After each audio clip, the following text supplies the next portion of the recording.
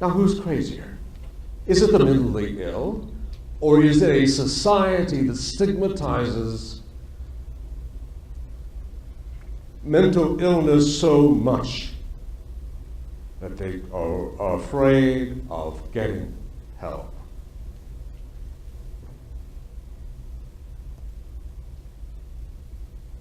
Why do I spend my time in what should be my golden years talking about mental illness, stigma? I'm a father, I'm a grandfather, I'm a husband. Two very good reasons. My brother and my sister. But I also talk about it for the 22 war veterans who commit suicide every day from untreated post-traumatic stress disorder.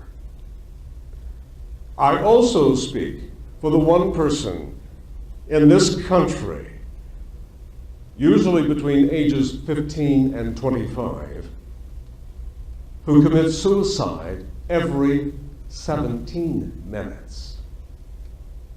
I also speak for the person someplace in this world who makes their final exit every 40 seconds.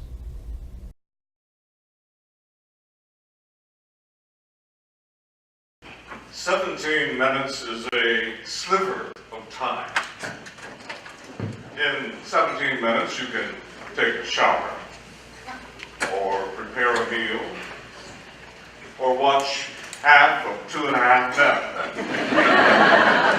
I was tempted with Charlie Sheen jokes this morning, but in the next 17 minutes, someone, somewhere in the United States will be dead. A victim of suicide, one of the 30,000 suicides we have every year in the United States. It wasn't that long ago that I slipped a plastic bag over my head, fed up with the depression that had sucked all the joy out of my life. But then I thought of something that Ernest Hemingway once said. The reason you not commit suicide, he said, is because you remember how swell life gets after the hell is over. Unfortunately, as some of you may know, Ernest Hemingway did not follow his own advice, because in 1966 he put the barrel of a shotgun in his mouth and pulled the trigger with his big toe. I put a face and a name on mental illness as I tell my story, to realize that we're talking about a brain disease, not a character defect.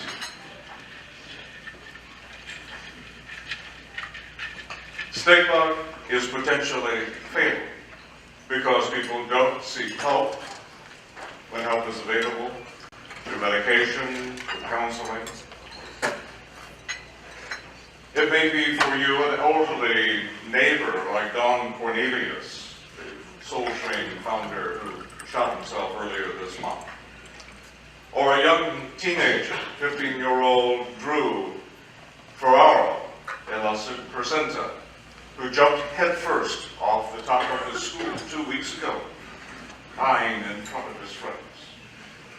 Or it may be a member of your own family. How would you encourage like a friend or a family member?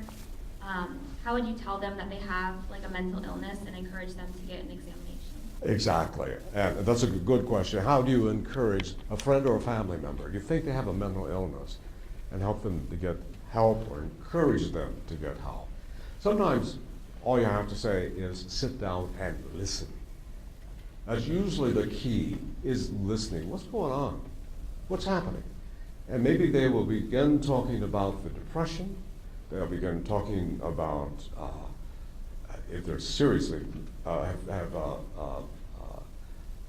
another illness, which in schizophrenia, in which they will see people or hear noises. That's usually a good clue that they're going to need some help. and then encourage them to get help because you know somebody or you read about somebody who has gotten help and their lives have returned to normal. But just encourage them to do that. But the main thing is listening. Can you imagine how many people have jumped out of windows in the Golden Gate Bridge, in front of trains, when all they needed to do was talk to somebody who would really listen? That's what, yes. Austin? Austin? Austin, yeah. And my question's similar. I have a friend, a really good friend, who is diagnosed with bipolar and depression. And I was wondering, what words of encouragement would you give to those who are going through that? Of going through the bipolar aspect of it? Yes. The words of encouragement I would give is the same words that I get from my therapist every week, is that you can live an abundant life, but you have to take some control over your life, and that is regular sleep hygiene, 7 to 8 hours. Those of us who are manic, especially bipolar 2, hypermanic, we go without sleep. I got along with 2 hours a night for a long time because I had my hands in so many activities. Self-care is the key there. Good sleep patterns, eating, exercise. Those are the three things that I found that stabilized me the most. And of course, medication compliance. Many people who have a mental illness start feeling better, then they stop taking their meds. And that's the worst thing that can happen. Don't stop taking the medication. You're going to be on that for the rest of your life.